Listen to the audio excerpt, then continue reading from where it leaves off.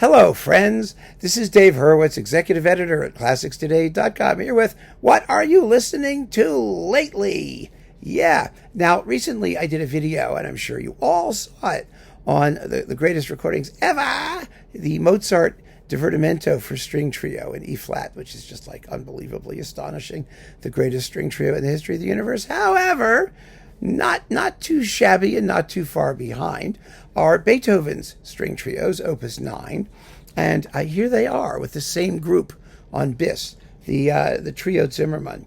And I wanted to make the point, it's the same players, Frank Peter Zimmermann, violin, and Antoine Tomestit, or however he does it, viola, and Christian Poltera, cello. Now, what is it about the Beethoven string trios that are special? And they are. First of all, the third is in C minor, Beethoven's special minor key, the Pathetique Sonata, the Fifth Symphony, the Third Piano Concerto, the C minor Beethoven. But that's not even the important point. The very interesting thing is this. Most people that I know, even those who are pretty well versed in classical music, do not realize that Beethoven's first great works in basically any medium were these string trios. And you might want to ask yourself, why did he write string trios? What a strange medium to, sort of fire off your first shot within. And there's a very good reason for it. The reason is that Beethoven at this point in his career, or around this time, was still under the semi-tutelage of Haydn. And he had wanted to study with Mozart, but Mozart was dead. And Mozart's string trio stuff, those weren't terribly well known. Haydn wrote a ton of string trios, but they were not the classical string trios in terms, they were early works. They were not violin, viola, and cello. They were usually for two violins and bass, in that more primitive, transitional, pre-classical style. And certainly Beethoven didn't know anything about them, and nobody knew them, actually. They were written for Haydn's domestic consumption, basically. And so there wasn't a lot of competition from his two heroes, or the two people with whom Beethoven would be most likely to be compared in the string trio medium. He couldn't start off writing string quartets. He waited for another 9 opus numbers to do those, the opus 18 string quartets, that first group of 6.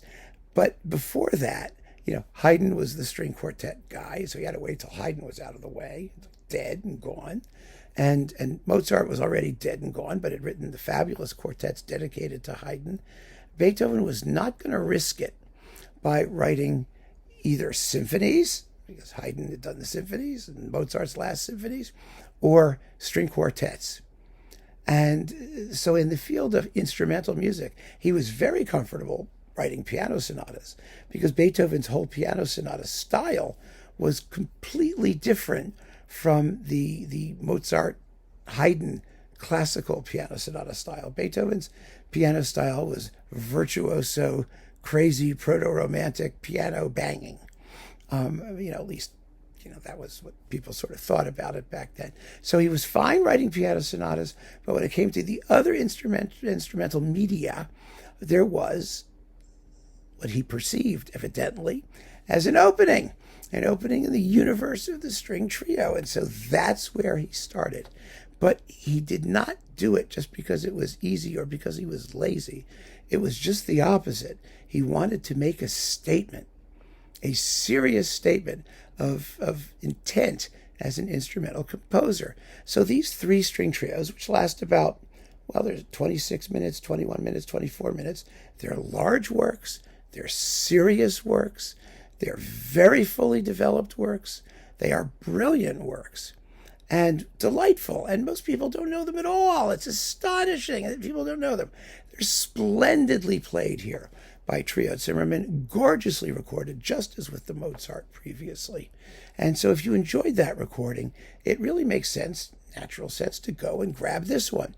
There aren't that many singleton versions, even, of Beethoven's string trios. They generally come in collections with, all of his chamber music or all of this or that, because people just don't know them. So they're not rushing out to buy them. You should. You should hear them. You should sit down and listen to them. They are absolutely splendid. And this performance on bis is just as good as it gets. And fabulously well recorded. So get to know these string trios. You won't be sorry, I guarantee it. Keep on listening, friends. Thanks for joining me. Take care.